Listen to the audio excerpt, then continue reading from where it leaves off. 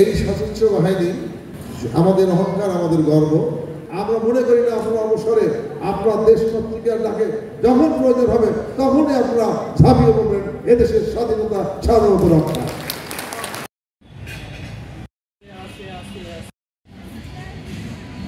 সশস্ত্র বাহিনী দিবস ইতিমধ্যে আপনারা অনেকেই বলেছেন যে 1971 সালে পাক হানাদার বাহিনী যখন এদেশের নিরস্ত্র মানুষের উপর ঝাঁপিয়ে পড়েছেন, সেদিন 26শে মার্চ এই বগুড়ার কৃতি সন্তান আপনাদের একজন সৈনিক মেজর জিয়া সেদিন দিশাহারা জাতিকে একটি কণ্ঠের মধ্য দিয়ে, একটি ঘোষণার মধ্য দিয়ে উনি এই দেশের সর্বস্তরের সাধারণ এবং সিপাহী জনতাকে ঐক্যবদ্ধ করেছিলেন। আই মেজর জিয়া স্বাধীনতা ঘোষণা করছি। এই যে স্বাধীনতা ঘোষণার মধ্যে দিয়ে পাক হানাদার বাহিনীর বিরুদ্ধে সশস্ত্র বাহিনীগুলো ঝাঁপিয়ে পড়েছিলেন এবং তারা রিভল্ট করেছিলেন, সেদিন কিন্তু তারা তাদের পরিবারের কথা চিন্তা করে নাই। সেদিন তারা চিন্তা করেছিল কিভাবে আমরা এদেশের মানুষকে পাক হানাদার বাহিনীর যুদ্ধ থেকে মুক্ত রাখবো, কিভাবে আমরা দেশকে স্বাধীন করবো। তো এই যে আপনাদের সৈনিক, আপনারা অহংকার করতে পারেন, গর্ব করতে পারেন, সেদিন আপনাদের একজন সৈনিক স্বাধীনতা যুদ্ধের ঘোষণা দিয়ে স্বাধীনতা যুদ্ধ শুরু করেছিলেন। শুধু ঘোষণাই দেন, তিনি রণাঙ্গনে থেকে নিজের জীবনকে উৎসর্গ করেছিলেন সেই স্বাধীনতা যুদ্ধে। আমরা বলতে চাই এই সশস্ত্র বাহিনী আমাদের অহংকার, আমাদের গর্ব। শুধু বাংলাদেশে নয়, সারা পৃথিবীতে বাংলাদেশের সেনাবাহিনীর যে সম্মান, যে মর্যাদা, সেই সম্মান মর্যাদার জন্য আমরা তাদেরকে স্যালুট জানাই। কারণ তাদের যে দায়িত্ব, সেই দায়িত্ব তারা নিষ্ঠার সাথে, আন্দোলনের সাথে এবং পেশাদারদের সাথে তারা সেই দায়িত্ব পালন করেছেন বলেই তারা জাতিসংঘের মাধ্যমে বিভিন্ন দেশে যে তারা শান্তির জন্য যে কাজ করে যাচ্ছেন, সেখানে তারা যে সফলতার সাথে দায়িত্ব পালন করেছেন। এবং এই যে সফলতা আমাদের দেশে এবং বিদেশে 71 স্বাধীনতা যুদ্ধে তাদের অবদান দেখেছি।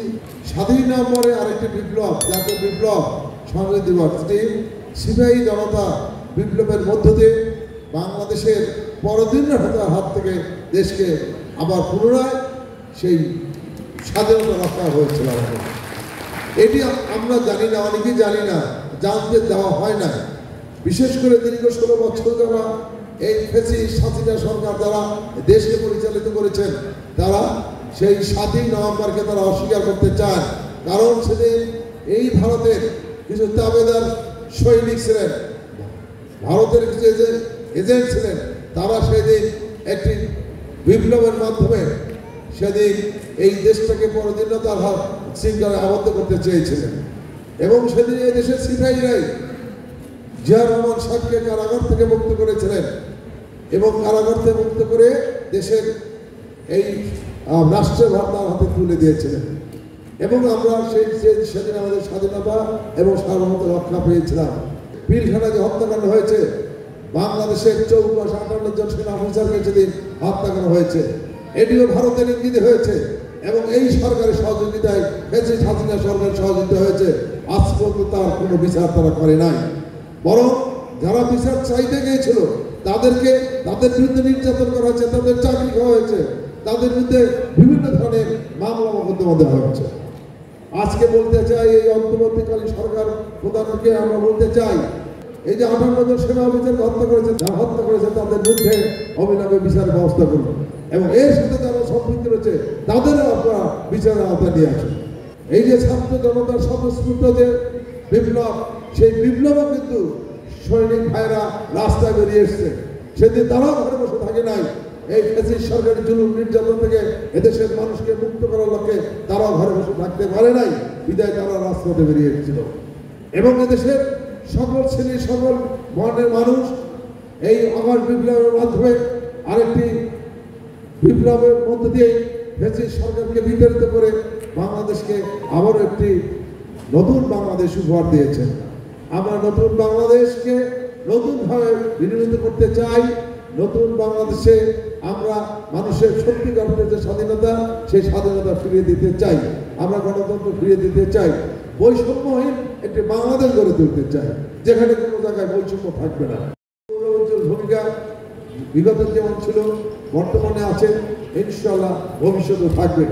এই সশস্ত্র বাহিনী আপনারা যারা আজকে অবসরে গিয়েছেন, আমরা মনে করি না আপনারা অবসরে আপনার দেশ পত্রিকার ডাকে যখন প্রয়োজন হবে তখনই আপনারা ঝাঁপিয়ে পড়বেন এদেশের স্বাধীনতা সার্বভৌম রক্ষা।